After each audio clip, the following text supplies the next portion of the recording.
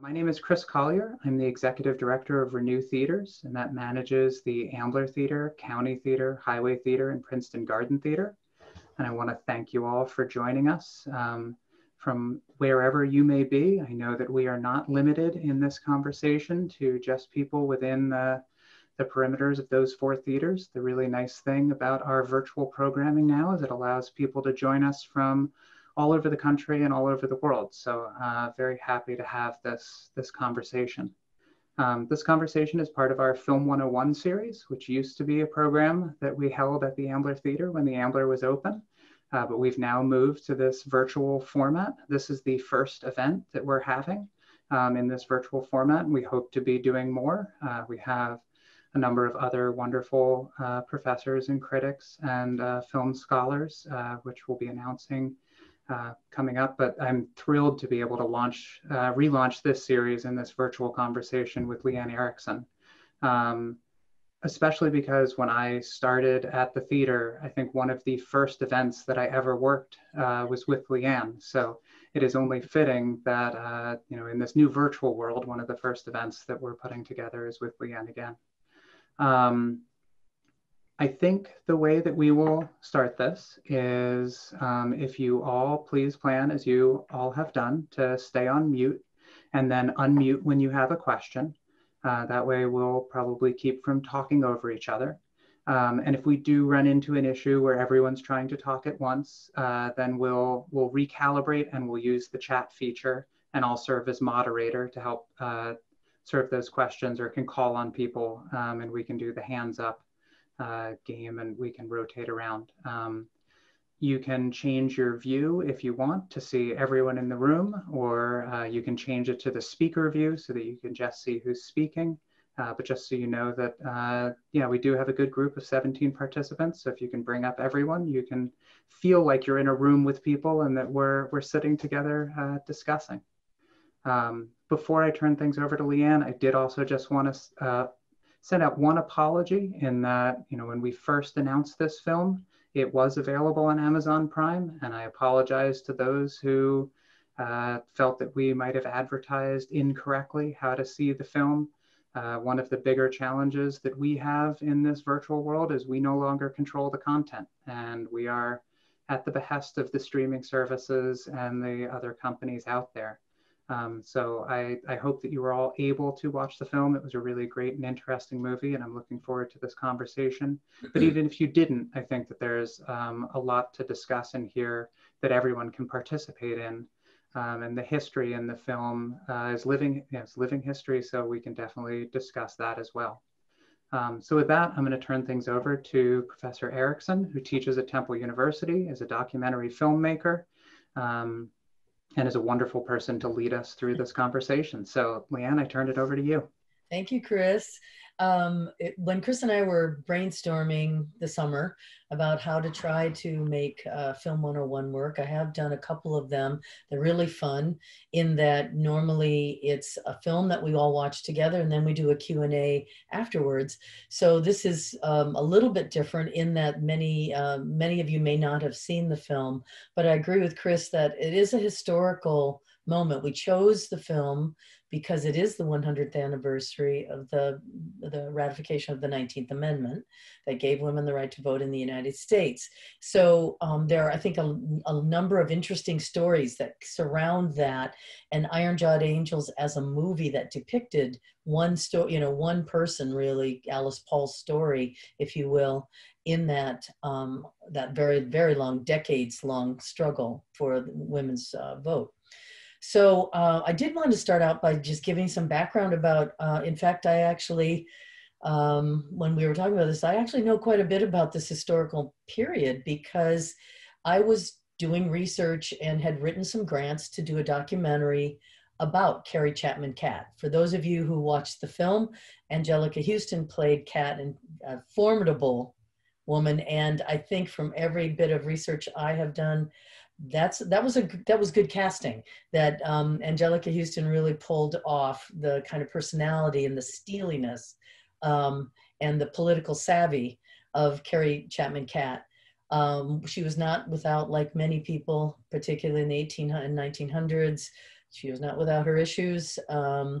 In terms of the fight, the movie references a bit, just very little about the race issue that comes into play fairly early, just after the Civil War in the fight for women's suffrage.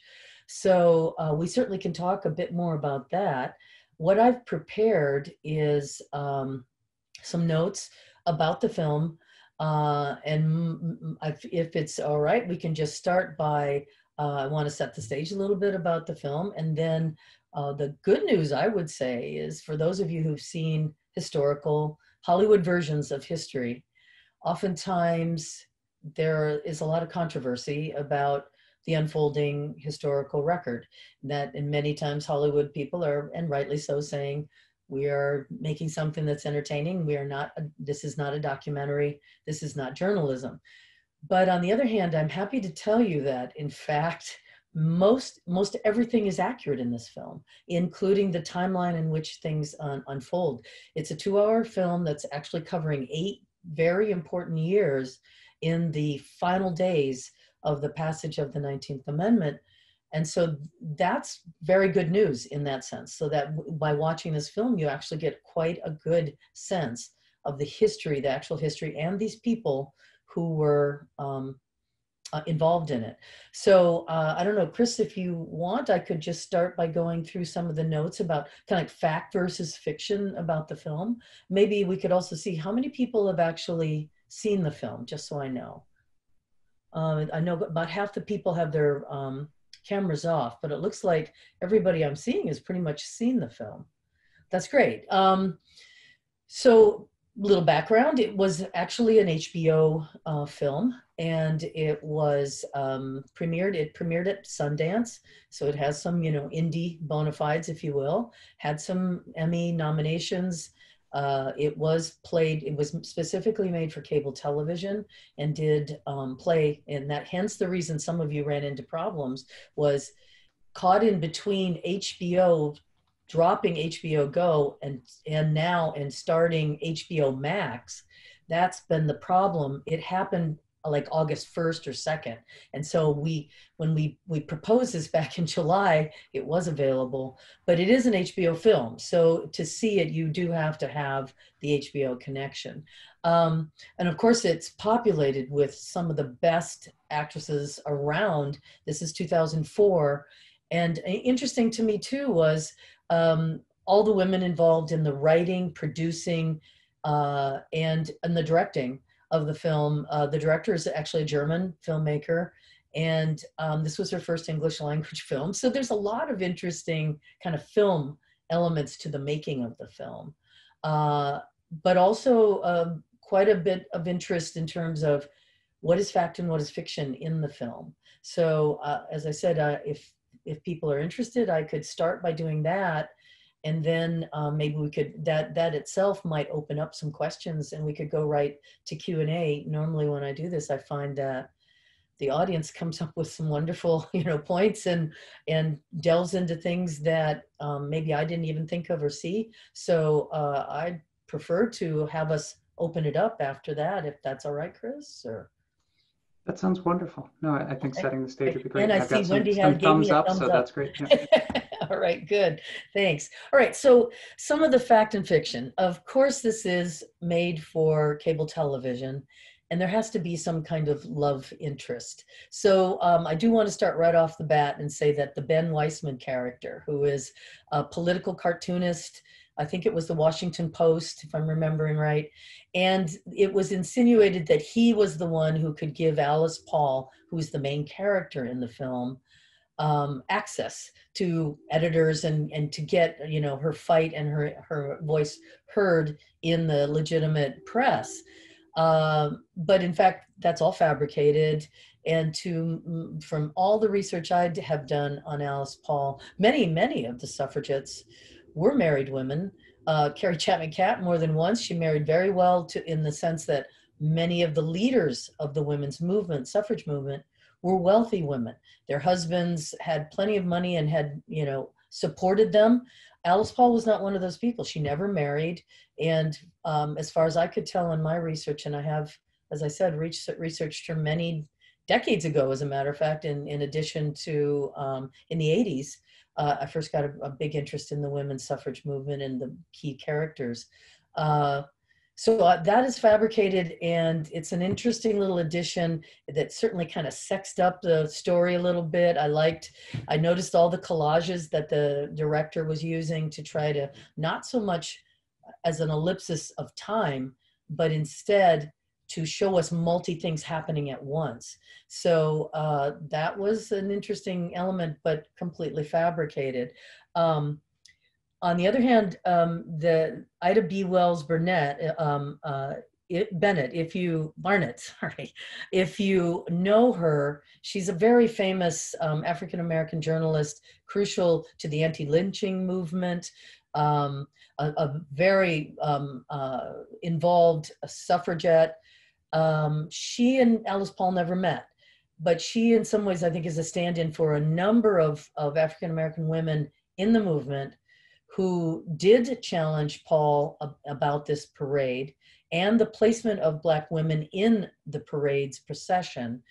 And it is true, though, that Ida B. Wells did enter and march with her own people, but so did a number of Black sororities members who moved in and just marched with the women in cap and gowns. If you remember seeing in the movie that Alice Paul and Lucy Burns are in a contingency marching in their caps and gowns because they wanted to show in this parade, which, by the way, was huge. It's like 8,000 people, not just women, lots of men supporters too. So it was a huge parade, and there were kind of factions, and to placate Southern Democrats, Black women were supposed to march at the back, and many of them just simply would not do it. And so that is accurate. It's just the meeting between Ida B. Wells and Alice Paul did not take place. The organizing of the working class women is very interesting. In my research, I could not find any specific references. I believe that that key Eastern European woman who shows up in Vera Farmiga's character and becomes part of the movement is a stand-in, is probably a composite for working class women, because in fact, as I said, many of the movers and shakers in the organization were wealthy, independent women who had married well and were supported in their activism by husbands, or they had inherited money and were supported. Alice Paul and Lucy Burns actually came from fairly well-placed families who supported them as well. They were both highly educated women.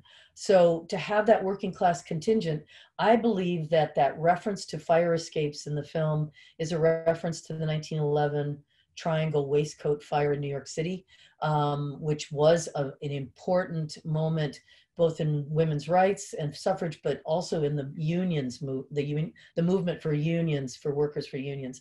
So I believe that's what that reference was, and that character is a composite of working class women who took part in all the activities. Likewise, the Emily Layton character, who is the wife of a senator, if you remember her from the film,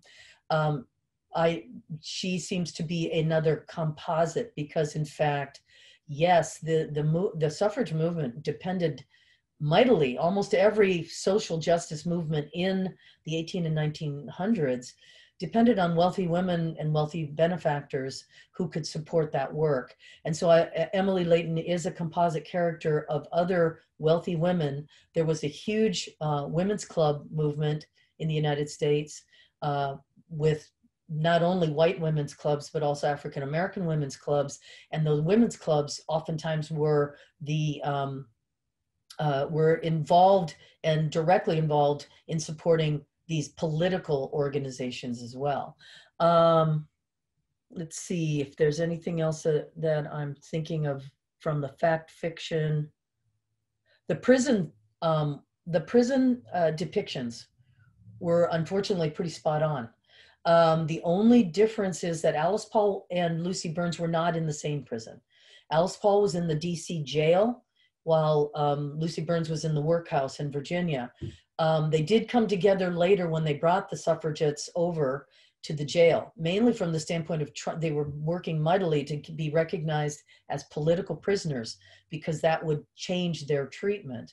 But unfortunately, all of that stuff, including the handcuffing of Lucy Burns to the jail door, all the women in solidarity doing that, these are all documented things. So as I said, the film is surprisingly historically accurate. I see Joel. Yeah. How about the force feeding and the hunger strike? Yes, yes. And in fact, there was only a brief mention, Carrie Chapman Catt in the film makes a mention about Alice Paul and Lucy Burns and those radicals because of going to England.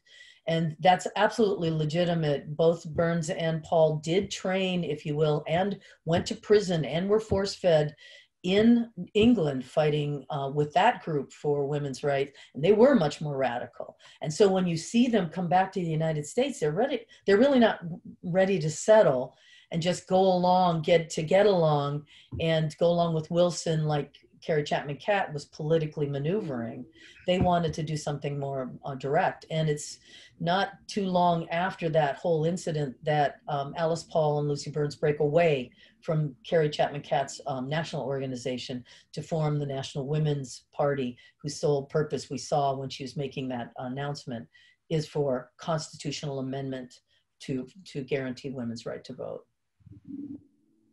So I would say that this is a good time for questions then, perhaps, and added, thoughts.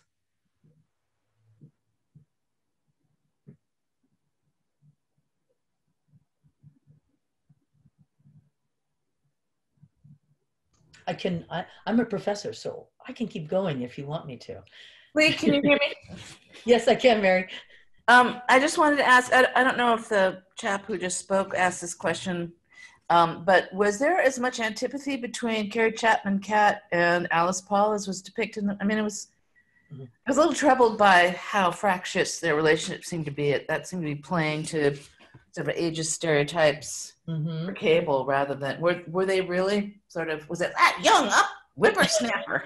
It was actually a generational shift. It Absolutely. was. Yeah. Carrie Chapman Catt had been involved in the women's suffrage movement since the 1880s. Oh and the reason I was actually looking into doing a documentary about her is I grew up in Iowa, and Carrie Chapman Catt did as well. And my wife's hometown of Charles City, Iowa. Her girlhood home is now a museum, and it gives tours and so on. Carrie Chapman Catt graduated from Iowa State University, and there is a building named after her. But just like many other situations now in terms of the George Floyd murder and the movement, the Black Lives Matter movement, there's a renewed push to have her name taken off that building at ISU because of the racist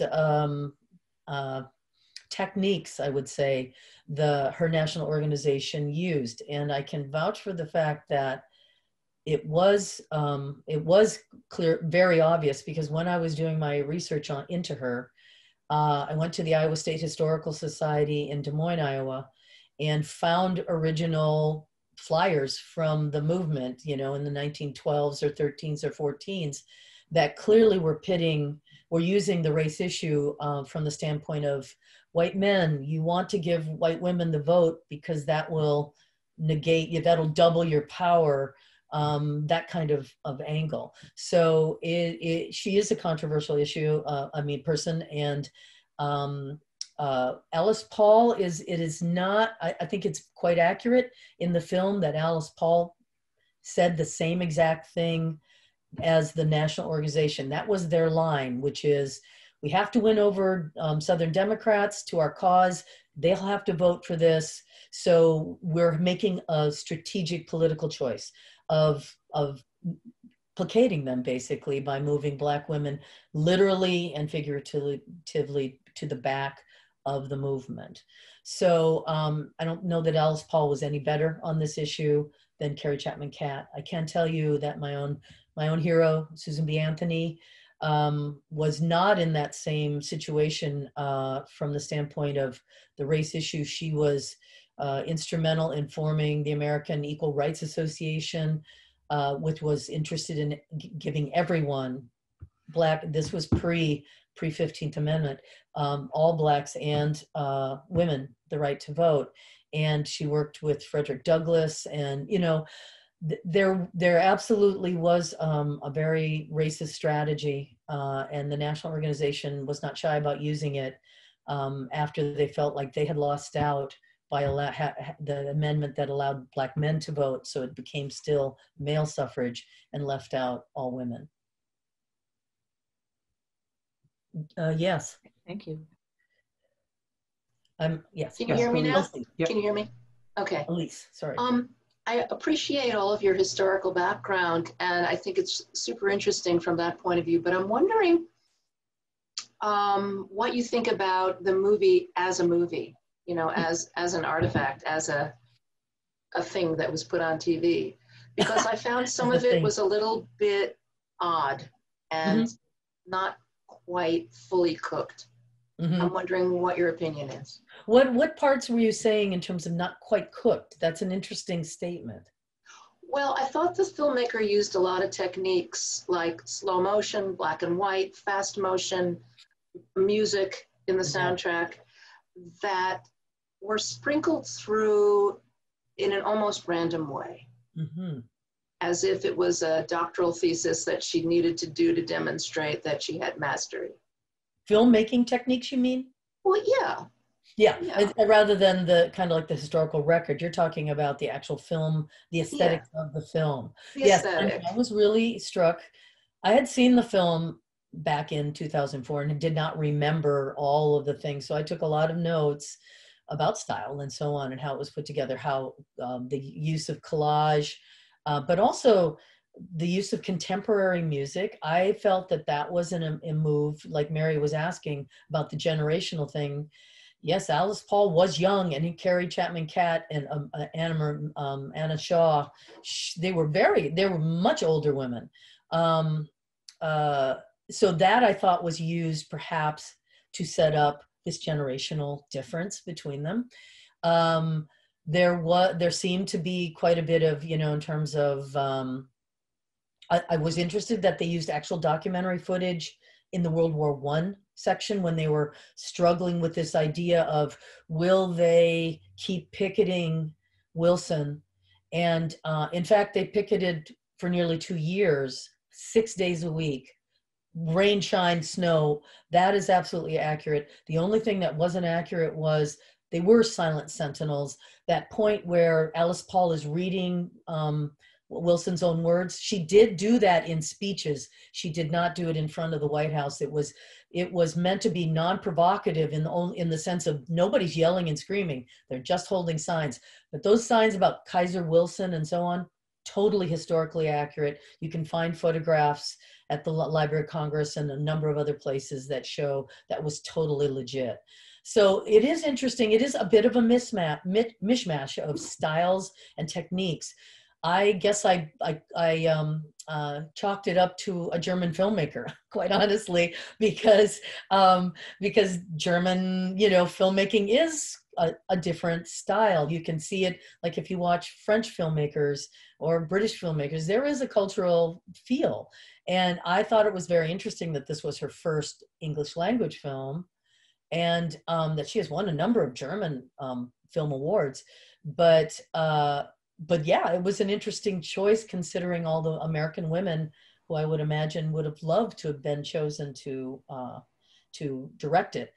On the other hand, as I said, if you look at the credits, they're overwhelmingly women in a time now, now we're still fighting about those same issues. And yet HBO backed a film that was almost completely women producing, directing, writing, everything. It was real interesting. Okay. Thank you. Yeah. Chris? Yeah, I just wanted to follow up on that because I actually found some of those techniques and things very jarring and interesting as well. And as soon as you said German filmmaker, that answered a couple for me. Yep. But I was actually curious, you mentioned that the film was at Sundance, and just sort of thinking about films that are there and the process. In your research, was this one that was produced by HBO all the way through and then premiered at Sundance, or was it picked up by HBO after it was produced? And if it was produced all the way through, do you feel that there are specific things that are required of an HBO TV movie. That, you know, like there are certain features like you mentioned the romance, but I actually felt that it went, you know, in that bathtub scene way steamier than it needed to. And it was that, you know, was that like a HBO's like, oh, you need to add this. And with the pop songs, you know, did you have to add things like that to make it fit on their platform? Do you have any idea about them? Fascinating to know the producer notes around something like this. From my research, HBO funded it from the get-go. And of course, if we think, it would be real interesting just to even go back and see what was the lineup on HBO, what was playing on HBO in 2004. It wasn't, I'm sure, some of these gritty, edgy, you know, Perry Mason and all these other things that HBO now produces. It was a different time. But when I watched it, I honestly thought to myself, this seems more like a Hallmark Channel movie than an HBO movie. But that's just because of it's 16 years ago. So I would hate to speculate without, I think what would be interesting would be to see what else was HBO screening in 2004, both films, but also original work that they had developed, because that might be quite revealing as to where did this fit in with their programming overall. I think it'd be right in the strong spot of The Sopranos, which started in 99. 99. Was that HBO? Yeah. Was it? Yeah, it was. Was Sopranos HBO? Yeah. And you know how that was considered amazing, groundbreaking. Yeah. And it is a very different style. Yeah, so I think I would be, I don't feel comfortable speculating, only because I think what you'd have to do is really take a look at everything that was put on HBO in 2004 and see if there seemed to be something happening there. But I guess I was chalking this up more to the German director, quite honestly, than HBO. But you're right, it could very well be that there was some kind of an HBO style at that point, though it really struck me as more of a Hallmark Channel style.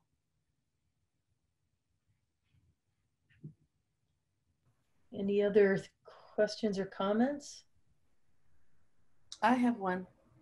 Is that Mary again? Yep. Mary. Yeah. Yep.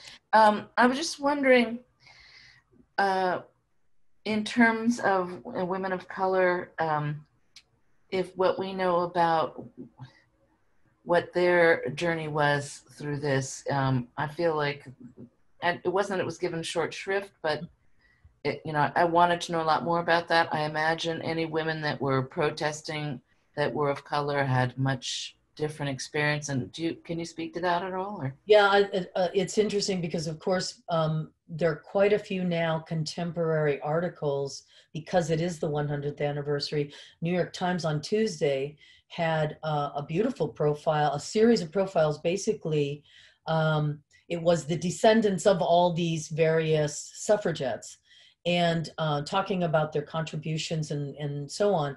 And including, Harriet Tubman and a woman who was new to me, Ida B. Wells, of course, but a woman who was new to me, her name is Nettie Quander, Nellie Quander, who, along with Mary Church Terrell, that might be a name familiar to people for the Black women's movements. These women were instrumental in forming the National Association of Colored Women as a separate organization from the NAACP. They were, the Quander family apparently was incredibly well-known and influential in Washington, D.C. at this time.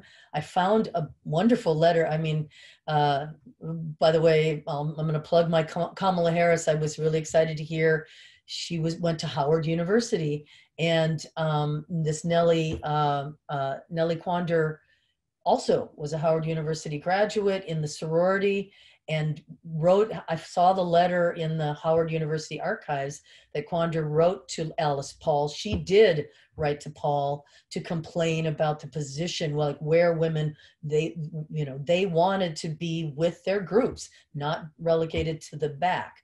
I agree, Mary, you're right, absolutely right, because Black women did protest in front of the White House. women were attacked in that protest, that silent protest. I can only imagine the attacks were more brutal and being arrested and put in separate prisons. I don't know. These are the untold stories that what we're seeing are white women's experiences, and they were horrific and they were historically accurate. But I can only imagine in a Black woman's prison or workhouse how much, how different that could have even been.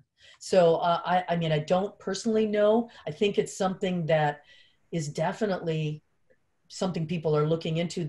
It's possible that, it's just my own ignorance that I have not looked into it enough. But that article was a wonderful article. I suggest you go back and take a look at the Tuesday New York Times. I'm sure you can find it online and see those beautiful little profiles. It was really eye-opening. Thank you. Yeah. Donna here. I just wanted to add that they had that beautiful, like 1/4 page picture that day too, of the two generations of women from the African-American family. Yes. Yeah, it was gorgeous. It was wonderful. Yeah. No, it's really heartening to see these stories coming out. And it's not as if they're not unknown. I mean, just today I was struck by an article about a mural in California at the University of California, Santa Barbara, that was done during the WPA that showed a Black nurse who had been a slave in apparently a very big fresco mural of the history of medicine, and the building was going to be torn down. So the University of California got a hold of the family of the guy who painted the mural, but did not bother to check in with the family of the woman who was depicted in the mural. And so I'm happy to say it looks like they're going to be able to save that mural rather than have it destroyed. But there's a good example of this history that's out there that we just have not heard about. It doesn't mean it doesn't exist. And there are ways of finding it. We might have to dig a little bit harder, but I have to say that in this political moment, that seems to be something that is starting to move forward and come to the forefront, and I'm very happy to hear that. I'd also say that talking about this right now with voter suppression questions going on, I mean, this film is all about voting. The ceremony and the 100th anniversary is all about, somebody turned on a light for me. That was like magic. A little munchkin came in. That I think is also really important from the standpoint of this film in terms of watching it now, because of all those questions still about people's right to vote and their access to the ballot. In terms of this moment, I thought it was interesting too how the more radical protests, right, standing outside the White House during a war, right, they had to do for 2 years to, and endure that brutality for 2 years to get the political aim accomplished. It was so necessary, right? The moderate way, they'd been plodding along in this moderate way and not really making any headway for a really long time. So I thought it was, right, people always criticize protesters because there's no proper way to do it, right? Well, in fact, you're absolutely right. I mean, the first women's rights convention was 1848. I mean, we're talking decades that women crisscrossed, the United States making speeches and doing this and not getting anywhere. And it wasn't until this last little hurrah there, in that last kind of 10 years of the movement, that finally pushed it forward, putting the pressure on Wilson. And believe me, the national organization did not want to do it.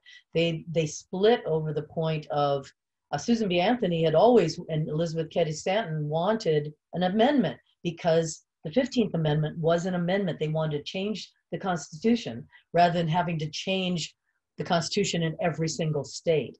And since they had momentum with a number of Western states, I think there were 9 Western states that allowed women to vote. Interesting, as I did my research, was that they thought that would attract more women to Montana, Wyoming, where men outnumbered women like 6 to 1, that if they knew they could vote and they were considered equals, that they'd come to that state. But Alice Paul's group and the breakaway was definitely a split over tactics. And some of the tactics like this Silent Sentinel work, the national organization did not approve of. So that is very historically accurate in the film.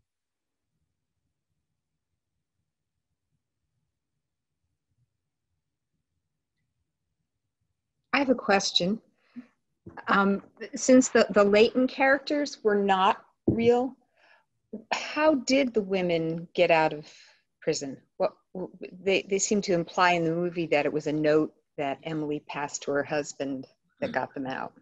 Yeah, apparently there were notes that did leak out, which I thought that was an interesting, you know, when you're making a 2-hour movie that's supposed to cover 8 years of a very complicated story, you have to try to figure out ways to make shortcuts to work through that. And that little moment of the guard who had been so hard on everybody, but was in fact passing notes, that is the implication as to how the word got out, because the women were not allowed to have lawyers. Nobody could see them. Their families couldn't see them. They were essentially completely locked away. And so as word trickled out of the prisons, and in both the Lucy Burns workhouse story, as well as Alice Paul's force feeding in the Washington jail, that was, and the newspapers blew it up. And so it was that coverage that forced Wilson, it did force him to have to make a stand, which he did do. And if you recognize it, it was under the guise of all the great work the women had done for World War I. Let's pay them back by giving them the vote. Aren't we wonderful men to do that? Whereas, in fact, he was pressured and had to do it mainly because of the torture the women suffragists were going through in prison and in jail. So, you know, Carrie Chapman Catt seemed to win on her point of, let's support the war effort and support Wilson and not undermine him, and he will reward us in the end. But in fact, I have a strong suspicion that that's what pushed him over to finally do it. Because he had promised, that was accurate as well, by the way, he had promised in 1912 when he was elected that he would make a positive statement, that he was in favor of women's suffrage, and he backed down on that, saying he wasn't going to put his own personal opinion as, you know, policy and force it on other people, and hence the reason for the inauguration parade. So there's a lot of interesting working parts here that many of them are pretty accurate. To say exactly how that word got out, I'm not sure, but I can tell you it did, and it was the press coverage that blew it up and embarrassed Wilson into having to do something finally. I have another question, if I may. Mm-hmm. The detail near the end with the Tennessee legislator supposedly getting, what was it, a telegram or something from his mother. Yes. Could you tell us a little bit more about that? Because the movie was kind of, it didn't give too much information. Right. It's actually completely accurate. It's you'd think only Hollywood could write that moment, but in fact, it didn't happen that the suffragists thought they had the votes. Some people switched. And by the way, the behind the scenes story is that the liquor lobby was absolutely against women's vote because they believed, as it did happen, that prohibition would pass if women got the right to vote. And so it was not uncommon for them to hold big parties and liquor up the male representatives before the night before a vote, and get them to switch parties based on lobbying in many different ways. And so in fact, it was accurate in that young man who was one of the youngest, I think he was only 24, one of the youngest representatives elected to the Tennessee House, that his mother did send him a telegram, I hope you will do this, and he changed his vote. And that's the only reason it went through. So it's kind of one of those crazy stories you think only Hollywood could write, but it is a true story. And in fact, when I was doing my research, I found online an interview with him as an older man. I'm going to say it was probably in, keep in mind this happened in, 19, and he he recorded this in the 1950s, I think, on film, and he tells his own story as it happened. The Washington Post actually had a really good article about that the other day about Feb Burns, his mom sending the letter to Harry. Yeah. Oh, that's great. Really. Oh, that's wonderful. Like I said, you'd think it was made up if it wasn't true.